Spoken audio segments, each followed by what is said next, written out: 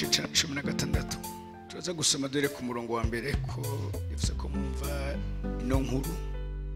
Aburahamu na Sarayi barondera ibyara kuri Hagari. Sarayi muka Aburahamu ntiyari yarabyaye kandi yarafite inshoreke y'umunyegiputakazi yitwa Hagari. Sarayi abarira Aburahamu ati raba uhoraho yanyima ibyara, enda byara ku nshoreke yanje kumbure nzoronkera kana kuri we. Nuko Aburahamu yumvira Sarayi. Aburahamu amaze imyaka 10 mu gihugu c'i Kanani. Sarayi umugore wiwe yabira Hagari umunyegiputakazi inshoreke yiwe amuha Aburahamu umugabo wiwe. Nuko ararira Hagari asama inda, maze abonye ko asamye inda bimutera gukengera inabuja. Sarayi abarira Aburahamu ataka gakengegwe nkengerewe kazoba ku mutwe wawe ko nashize inshoreke yanje mu gikiriza cawe, maze ibonye ko ifise indi cirankengera, ora naducira urubanza twe nawe. Aburahamu yishura Sarayi aterega inshoreke yawe niwe wigaba ukayiganza, numugira uko ugomba kose. Nuko Sarayi amukoresha agatuzo, araruha aramuhunga. Mumarayika asanga ageze iruhande y'isoko y'amazi mu bugaragwa, niyo soko iherereye ku nzira ija Ishura. Aramubaza ati Hagari inshoreke ya Sarayi uvaho ukaja he?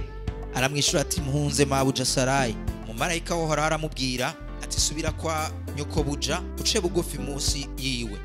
Mumarayika wohoraho atakora aramubwira ati nzosegenyura cane uruvyaro rwawe bitume rutazoharurika kubwo kubisinze. Mumarayika wohora arongera aramubwira ati raba ufise inda zovyara umuhungu kandi uzumwite Ishimayeli kuko hora yumvise kubabazwa kwawe.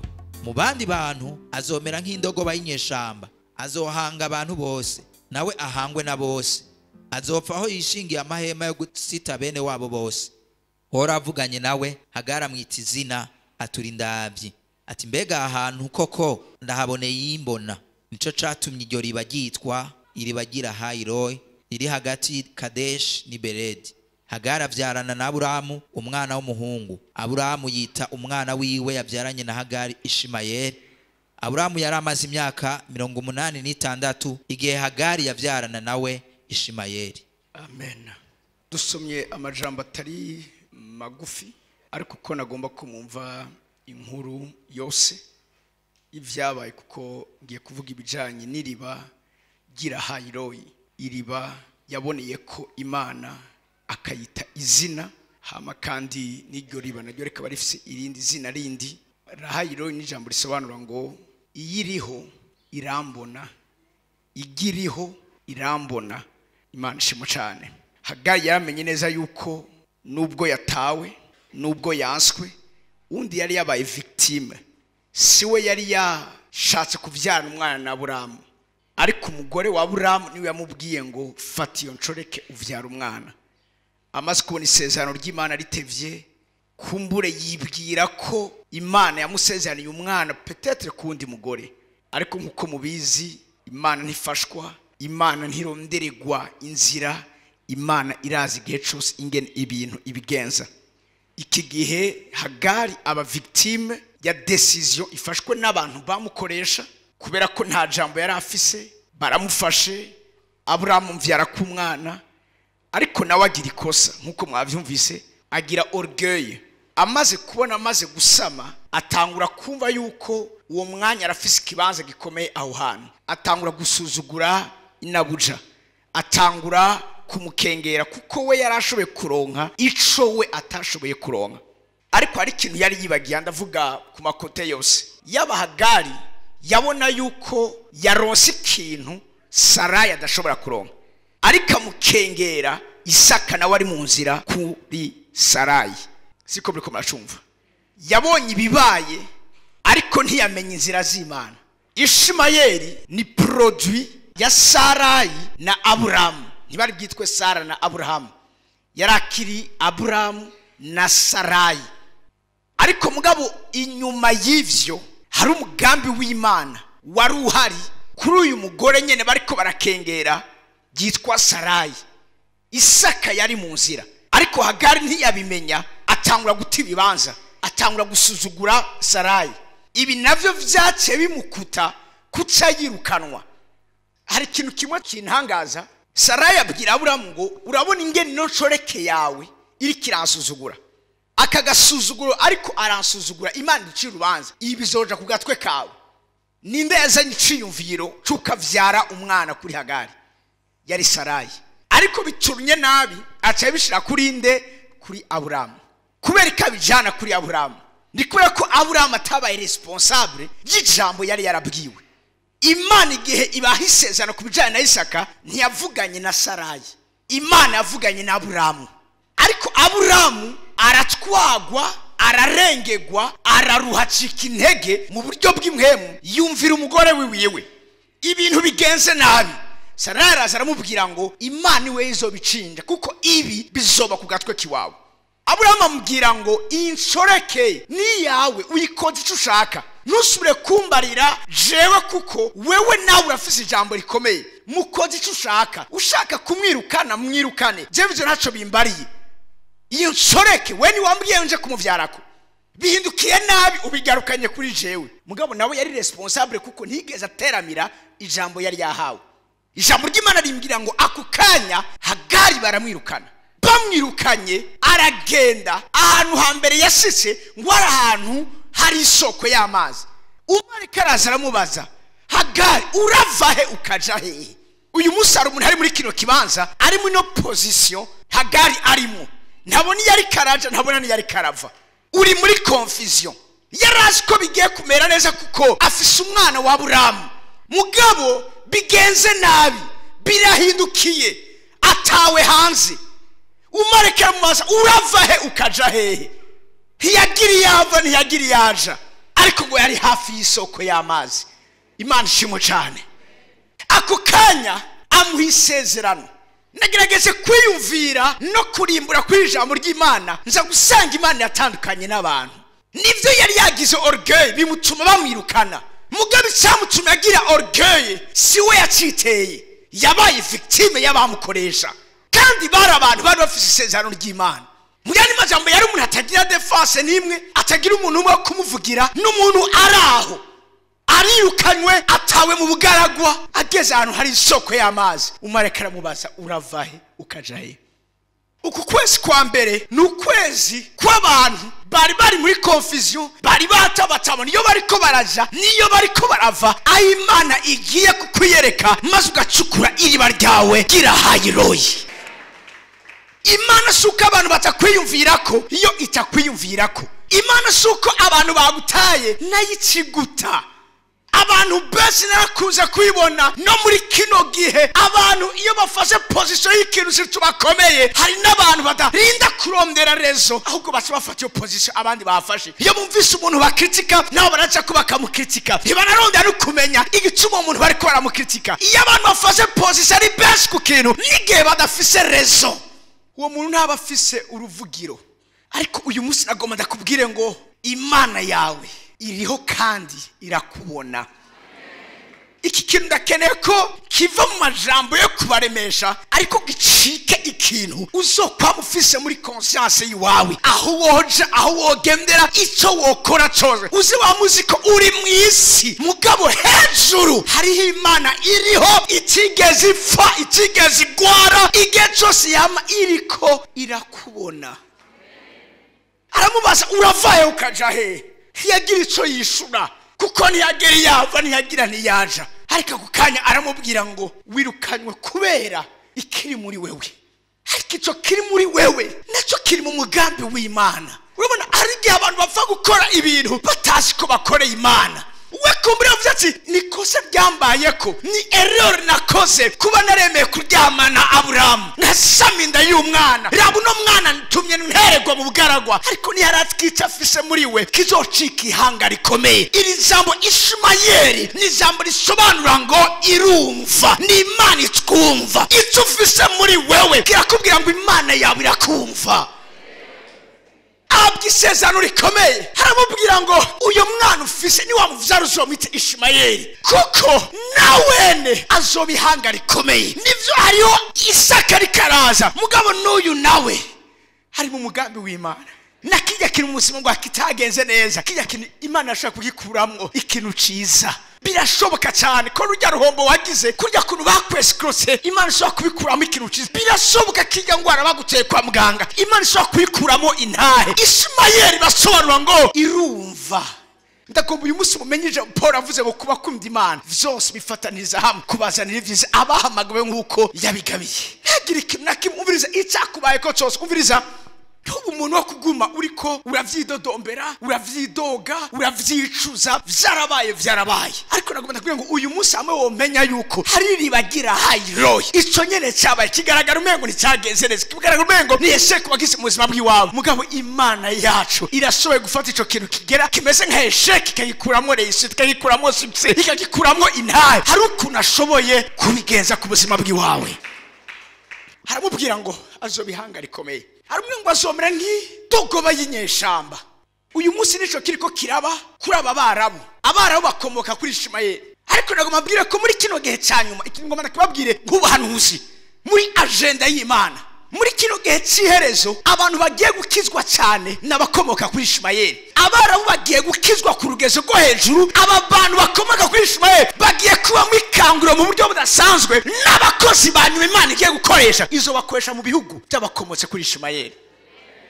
Rero Ishimayeli watawe haleluya nawe Imana yamufise ko umugambi amaze kumusezerano y'amasezerano. Umviriza hari ibintu bibiri vyabaye. Hagari aca yita Imana icambere indavyi aramubwira ngo wewe nta numwe yari karambona ivyo narindimwo nta numwe yarabinezwe ariko wewe hagati mu bugaragwa ahanata abantu bahaba ahantu hameze nabi wewe niho waruri.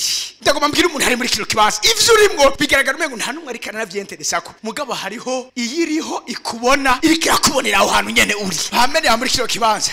Ayo Hagari yarari ako kanya aramubwira ngo wewe uri ndavyi nyemera gacu yamvuge gacu kuri ijambo uri ndavyi n'ijambo risigura ngo wewe uri maso igihe cyose ku buzima bw'iwanje wewe ushobora kunyirengagiza wewe ushobora kunsi ruhande wewe ushobora kwirengagiza ivyanje igihe abandi bose batari ko barabibona wewe urabibona igihe abandi bose atanumwe neterese navyo wewe uri interese navyo igihe numva ndi jenyene nta musi numwe zo kwigera mba jenyene wewe uri ndavyi aho ndakubona wewe urambona aho ndakumva wewe uranyumva aramubwira wewe uri ndavyi. Uyu munsi nakeneye ko muri uku kwezi kwa mbere umenye ko Imana yawe ni ndavyi ku buzima bw'iwawe ni ndavyi ku buzima bw'iwawe irazi vyose n'ingene vyagenze irabizi injustice wasubishije irayizi. Hagari naco yari yakoze uretse orgueil yagize mu nyuma mugabo yayitewe n'abamukoresha. Iyi Imana idaca ugwankunzi irabona ubuzima bw'iwawe. Haleluya naho vyoteba naho vyorokononekara ari vyinshi nagomba ndakubwira ngo irazi ngene izo birepara n'umureparateur mwiza wa mbere abaho irazi ngene ihindura ibintu. Haravuga ngo wewe uri ndavyi ndagomba iki kintu kivuyibwira mu mitima yacu kandi tucizeye utari kiganza cyo ngo Mana wewe uri ndavyi ku buzima bwanje. Bisobanura ngo irakubona irikira kwitegereza. Dawidi yarabimenye aravuga muri Zaburi 139 aravuga ngo uhoraho wewe waransuzumye uramenya urazi igamba ryanje n'icara ryanje umenyera kure inzira zanje zose n'iminyuro yanje yose wowe urayizi. Aravuga ngo inyonga zawe igihe cyose ziri kumwe nanje. Dawidi yarabizi ko igihe cyose Imana iri kumwe nawe yarayibonye mu bikanaka. Sauli ariko aramwirukako kugira ngo amwice atakintu kibi yamukoreye nawe aba victime ya success agize.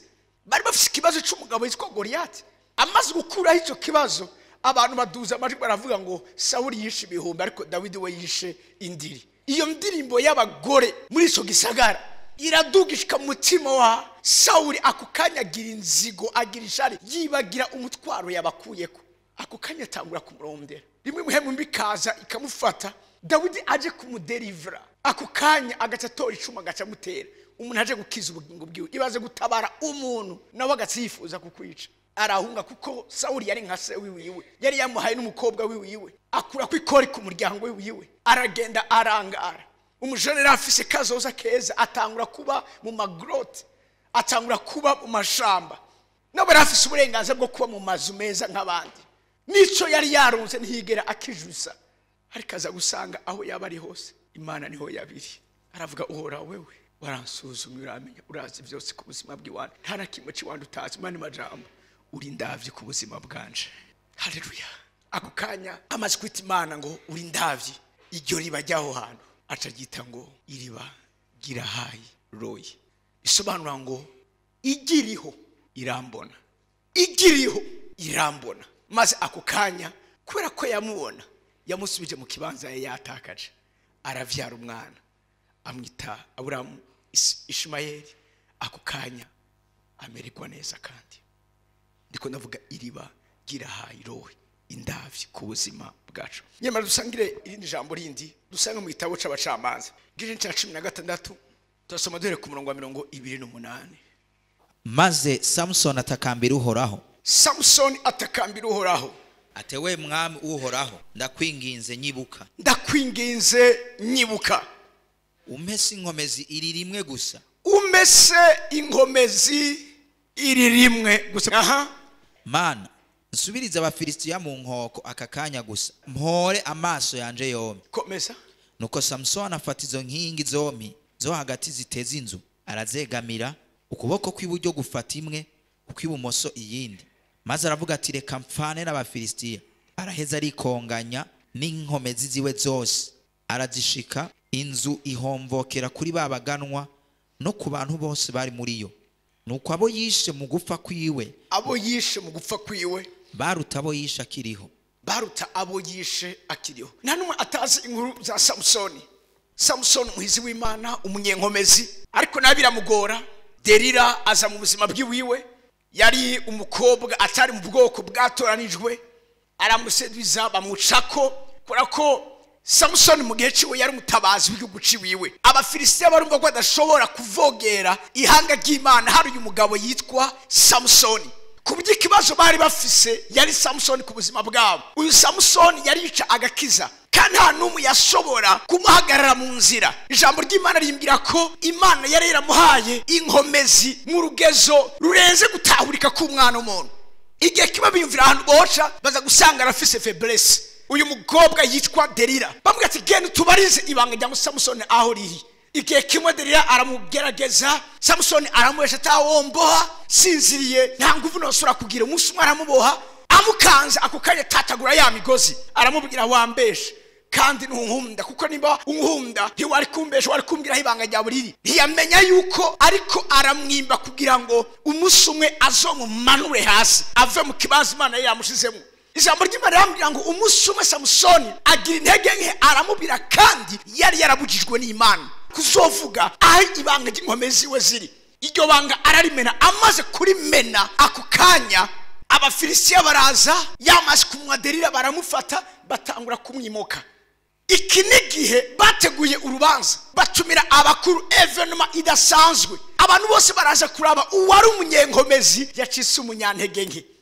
Igihe cyose isi irifuza kubona uri mu ntege nke, abatagukunda igihe cyose bifuza kubona wananiwe. Iyo uri kurashobora ibintu mu buzima bw'iwawe, umviriza igihe cyose umenye ngo ufise abakunzi benshi, ufise abagufana benshi, ariko umunsi wagize erreur, umunsi wakorose, cyo gituma amashi abantu bakuvuga neza, ivyo ntibize biguhenge ngo bishire ku umutima. Shira umutima kuzigama ibanga ry'Imana mu buzima bw'iwawe, kuko icyo bakomera amashi si wewe, nikiri muri wewe. Umunsi wagitakaje uzobura agatwengo kuri wo.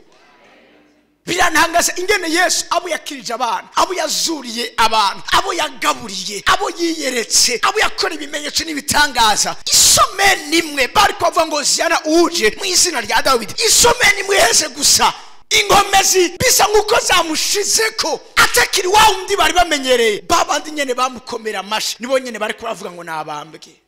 Akanwa kaguhezagira niko kanwa gashobora kukuvuma. Ariko uyu ndiko ndakubwira, iyo aguhezagiye ntashobora kugaruka ngo akuvume. Icyo avuze arakimiringa, aragiha agaciro. Ariko abantu icyo bakubwira ntibagiha agaciro, bakibuka uwo mwanya nyene. Iyo bigeze n'akakrosasi gusa gatoya, aribagira icyo wabaye ku buzima bw'iwiwe, aribagira ivyo wamukoreye ku buzima bw'iwiwe, aribagira ingene wamutabaye kenshi akantu gatoya gusa. Samusoni batuma ko abantu baza kumuzomera, ariko Samusoni nawe yaramenye iribanga ryarahayirowe. Baje bakoranye muri yo sare yabo, bamwe bari mu mabarko, abandi bari hasi, bari muri dine banezera mu minsi mikuru idasanzwe. Uwari umunyenkomezi yacitse umunyantege nke.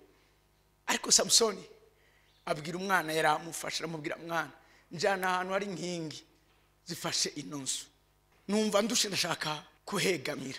Wa mwana aramujana, ahageze aduza isengesho, aravuga Mana niwumve gusenga kwanje iri rimwe gusa vuga ngo iri rimwe gusa umviriza rimwe ry'Imana ku buzima bwacu rirashoboye gusiga intahe gusiga ivyibutso rimwe gusa ku buzima bwiwa rimwe gusa rirahagije kugira ngo ubuzima bwiwa buhinduke komera rimwe gusa rirahagije kugira ngo umviriza umuryango wari warishwe n'ubukene wibagira ikitwa ukene rimwe gusa ry'Imana ku buzima bwiwawe rishoboye gukura amasheke yose wagize ubuzima bwawe kugera aho ugeze uyu munsi rimwe ry'Imana ku buzima bwiwawe rishoboye guhindura amateka arabwira Imana Mana nyumva ugusenga kwanje iri rimwe gusa sinagusavye kabiri ndagusavye iri rimwe gusa uyu munsi ndashaka umuntu muri kino kibanza yongera abwira Imana ngo Mana iri rimwe gusa subira ndakubone iri rimwe gusa ndakubwira ngo Imana yacu ni Imana yakandi karyo ni Imana ishoboye kuguha irindi rimwe rindi ku buzima bwiwawe ni Imana ikitwareka gusa ibitagenze neza ishaka kuguha irindi rimwe ryo kuzimanganya ibitagenze neza ku buzima bwiwawe sinswara umuntu w'Imana ndiko ndavugana muri kino kibanza sabusura abwira Imana ngo iri rimwe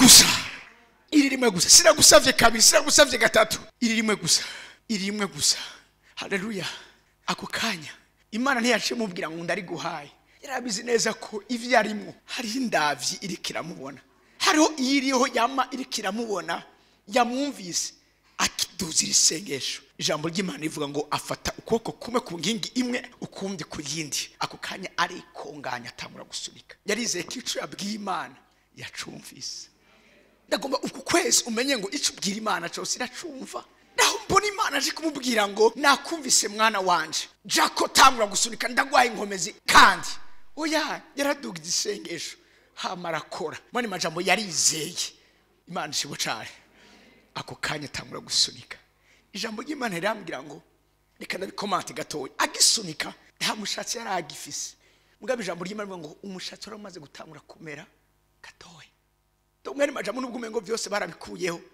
burya haragasigaye ivyaheze byose nubwo uvumengo nta vyizwe na bisigaye burya ro kame gasigaye kandi urazi Imana ikeneye vyinshi kugira ngo ikore Imana ikeneye gusikira disponible wa mugore yagomba yicwa n'inzara Eliya mubwiye ngo ufise iki aramubwira mfisa sigaranye agafu je ngoma ncumbetwe n'umwana wanje tujye ca dupfa amwe ati akunyene gacumbe jewe ndakarye hama ntuza gupfa mwene majambo ndakeneye akunyene kahari Elisa abwiye wa mugore nabo yari mu madeni amubwira ngo ufise ikamubwira ngo ufise agacupa kamavuta Yesu igihe abigishwa be bari kumubwira ngo rekura abantu batari yavuze ati none ntacu mufise yavuze ati habonetse udufi tubiri n'udukate dutanu just arakeresha korera ko gusa haleluya base nubwo ibindi byose byavyagiye hasigare kakandi uri ndavye we uriho urambona uri ndavye ku buzima bw'iwanje ako kanya atanguye gusunika barabona ko atamushaza afise kandi bari baskibanga giwe riri mu mushatsi bumva karugeze ngo ka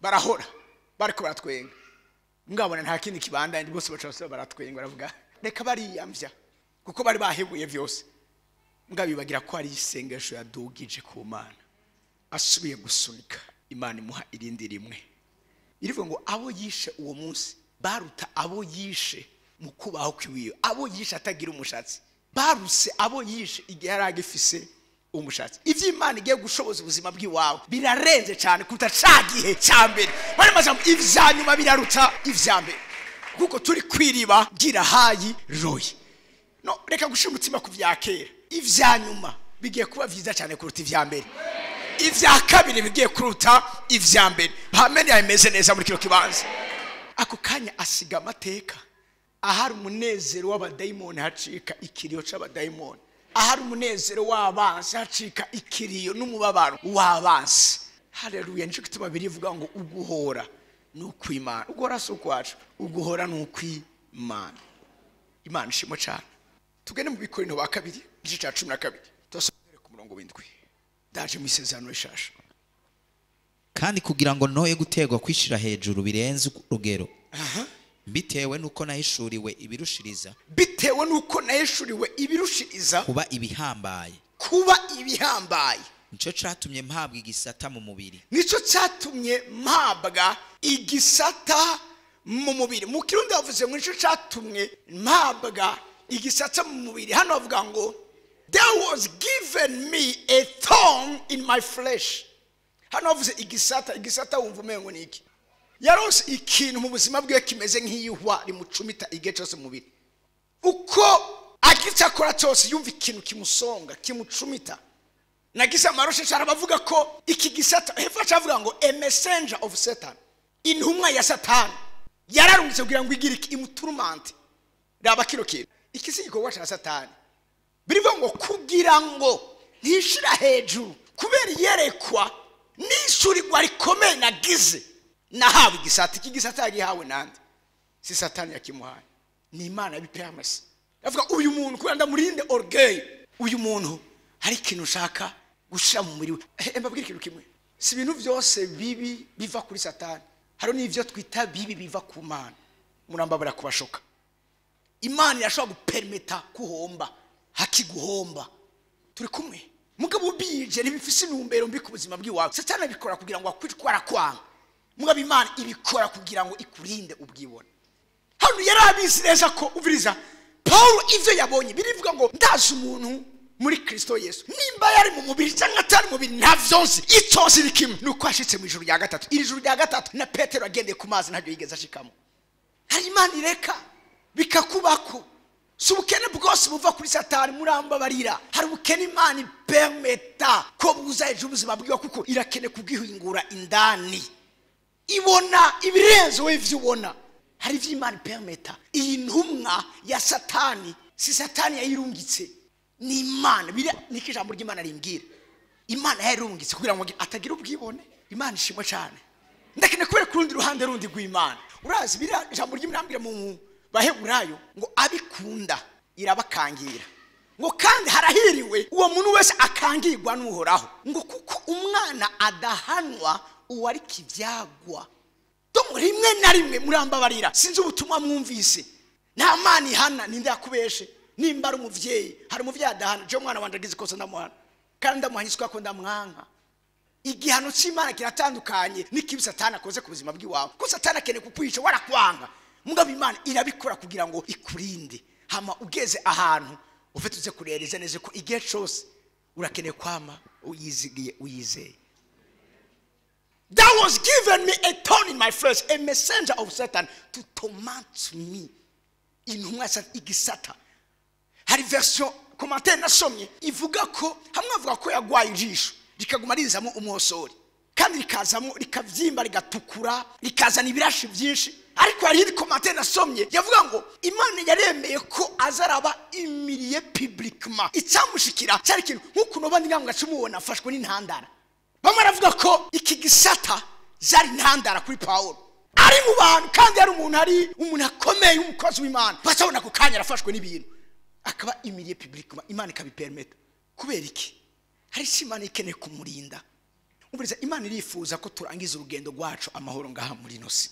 Kubyo rero iremera gukoresha ivyo ishobora gukoresha vyose kugira ngo itugumize mu murongo. Iyo ataza kugira akakantu kubwibone, ibi ni vyari kurinda biraba. Ibi ni bintu Imana ikora kuko iyo ibona mu mutima. Imana ishimwe cyane. Kandi bivyama hajaba ngo Mana ngo kwereka iwavyemeye. Umuna Mana kwereka iwavyemeye, Mana kwereka iwavyemeye. Kwereka iwavyemeye. Iravyemera nyene kugira ngo ikugumane. Mugabo suki kwa iragukunda. Intumwa iraza. Soma kuri gwite wumvirize. Kandi kuri ivyo natakambiye umwami wacu gatatu ngo kimvemwo. Kubw'ivyo, kubw'ico kintu canje ku buzima bwiwa natakambiye Imana kangahe gatatu kugira ngo ico kintu kimvemwo gatatu. Namu nigera mbona Paul asenga gatatu, asengera ikintu. Igeri kavuga ubutumwa yetuko agakoroka agapfa, yamusengeye gatatu, yamusengeye rimwe ako kanya arazuka. Wa muntu yararemaye hari irushikira yamusengeye gatatu, bivuga ngo amwitegereje abona afiskwizera ko kumukiza, akwamubwira ngo kwiza kwa kurabukije haguruka ku maguru yawe. Namwe mbona Paul igira asenga gatatu, mugabo kubereka igisata yarasenze gatatu. Incuro ya mbere Imana ntiyamwumva. Umbabare ndababwira ikintu kimwe, nk'abantu ushaka ko mukura muri equilibre kandi mufise ibihagije vyose, kwa matwumvise ubutumwa bwiza butubwira gute dushobora kuresisa mu buzima bwacu. Muganyime ndakubwira ngo urakene ukumenya n'igihe nawe wananiwe inyifato bwiza kugira. Sigiye cyose bigenda neza. Bega igihe urumva turavuga uburyo Imana yishura amasengesho yacu, uburyo bwo gusenga butuma Imana ikora ibidasa no mu buzima bwacu. Mungareka nkubwire hari n'ubundi buryo bundi bwo kwifata igihe Imana itishuye amasengesho yacu.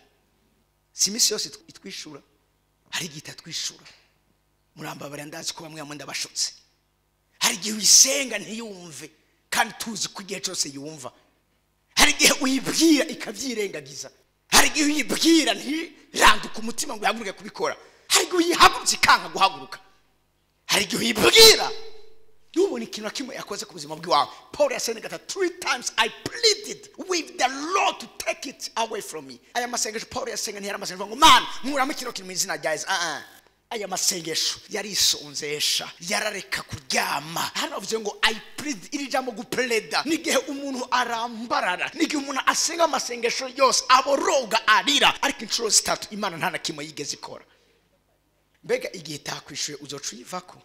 Abandi bose baragenda. Yesu arabaza Petero, nawe urashaka kugenda? Sindabahagarika. Ushaka kugenda mbarira ugende. Ariko Petero yamaze kugira ihishurirwa. Sima ko yamaze kunywa kuri ribagira yayiroye. Aravuga no kuva ko nkaja he kari wewe ufise amacambo y'ubugingo.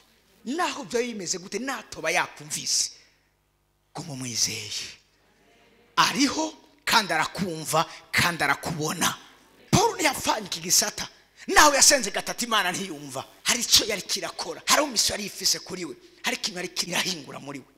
Inshuro zitatu zose ntiyumva gusenga kuri we, ariko hari ikintu Imana aciye mubwira. Mwumva ihishurwa rishasha Paulo atatubwira bitandukanye n'abandi. Umviriza kuri 9. Arambarira ati ubuntu bwanje buraguhagije. Ku ya gatatu amaze gusenga, ijambo ryonye n'Imana yarose ryo kumubwira, yamubwiye ngo ubuntu bwanje buraguhagije. Ikintu muko muracumva, Mana ndashone ndapfuye n'inzara, ubuntu bwanje buraguhagije. Ese ivyo bintu birahuye? Inshuro zitatu zose ijambo Imana yarose ryo kumubwira, yamubwiye ngo my grace is sufficient for you.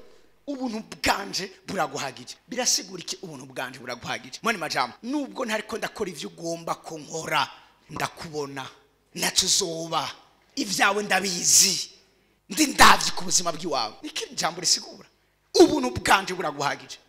Umuriza wamenga Imana imubwiye igihushane c'ico yari yiteze. Muga muri ano majambo kubera aho yari yamye mu ijuru rya gatatu yakuyemo ibindi bintu bindi bikomeye. Umvize ingene hepfo ashavuga ngo kuko ubushobozi bwanje buhingurirwa mu ntege nke. Kuko ubushobozi bwanje Imana buhingurirwa hehe? Mu ntege nke. Zesinarisi ko ubushobozi bw'Imana buhingurirwa mu ntege nke zacu, ariko nigihe wumva kuri umunyantege nke uri umunyenkomezi. Nigihe wumva iyo wumva ku bintu byose ndafise control, Jogere byose ndabibona, don't worry ndabibona vyose ibi donc vyose ufite ubivugako, hari ikintu kitarahaba.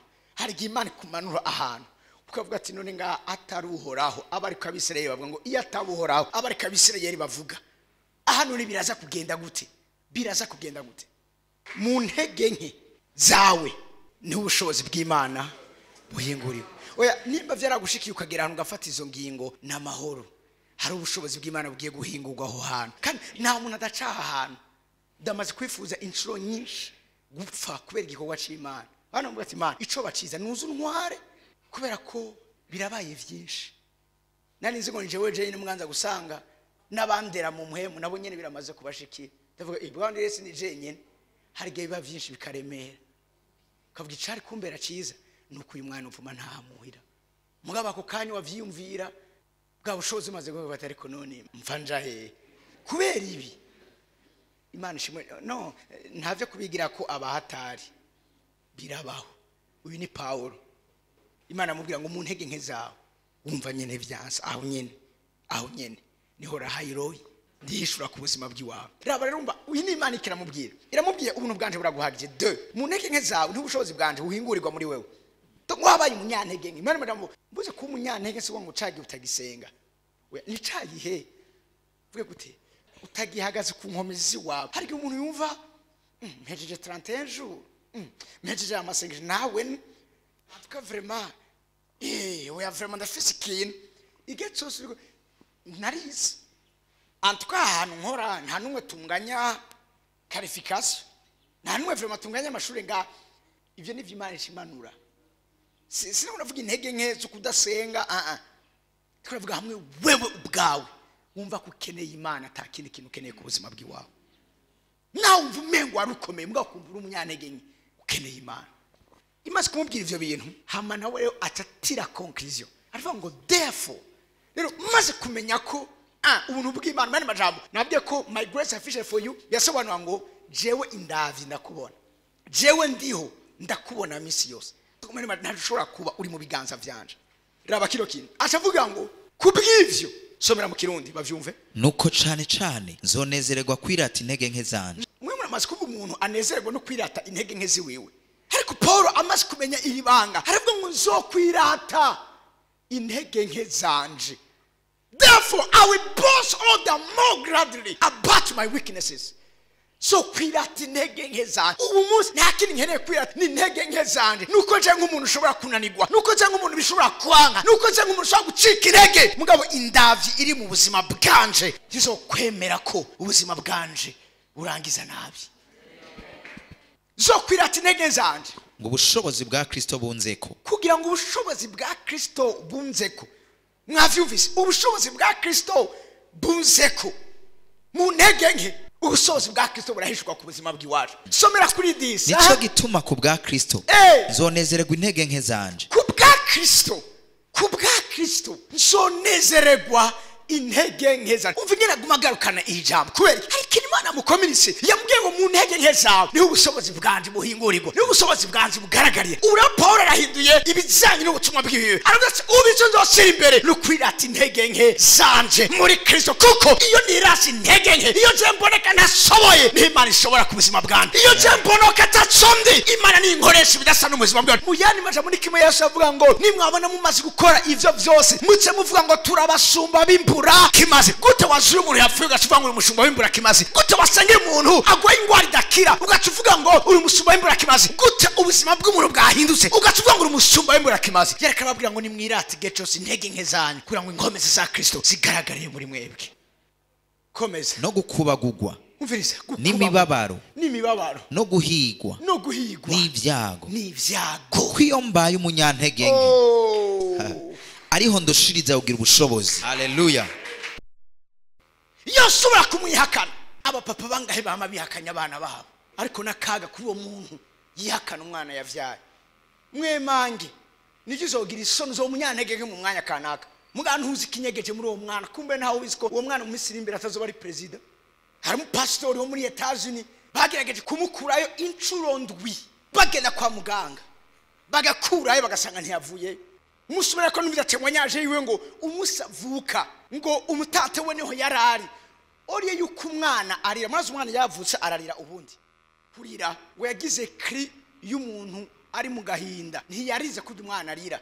mama ko umuntu ari mu gahinda yarize kurya nk'umuntu nyene ari mu gahinda umumama cyangwa gushaka kumuraba mwabe nyuma yaho abana bati ntaco mpuwo mwana. uyu munsi n'umukozi w'Imana akomeye ariko aranyiganyiza isi yose kuri bo babona ari erreur yabaye ari mistake yabaye mugabo nta muntu n'umwe na Ishmael ni kumara si mistake si erreur yabaye. umwana higera aba erreur bama ariko barambaza kubera ko hezagira abana bavutse mu buryo buri illegal. umwana nta munsi n'umwe zo kwigira ndamugira victime n'abavyeyi ariko umwana ni gikorwa c'Imana. baryana bari coupable bajya bakoze icaha mugabo umwana nta caha yakoze. umwana uburyo bwose yavutsemo zomuhezagira zomwatura ko ivyiza kuko uwo mwana ndazi ko ari umugambi w'Imana nubwo ababikoze batakoze ubugombe bw'Imana. ako kavuga ngo ivyo vyoshoboka umuvyeyi ashobora kwibagira umwana we bari kwibere. abantu boshobora kubikora hari no ngakumbura batawe n'umusa cafite ico gikomere nta muntu numva ukunda waratawe nta rukundo bigeze bakwereka bibaho. Ngana kumanda kubwire ngo urafise umuvyeyi kiya gihe cyose atanumwe areka arakuraba bivuga ngo nagusanze ukumbagara mu bisanza vy'amaraso ndagushize kuntera akagongwe ndagufata ndaguhanagura ndakoza ndagusiga ndagushaka utubuyenge ngo umukobwa asharije ameze neza ngo ndakubadika ndavuga ngo baho nawe urabaho. iyo ni ndavyi ivyo abantu bo bikora. umviriza turangiza ni koko abo boshobora kwibagira ariko jeho sinoshobora kukwibagira. ngo ushushanije mu biganza byanje avuze ngo nivyo umuvyeyi wawe yashaka kukwibagira.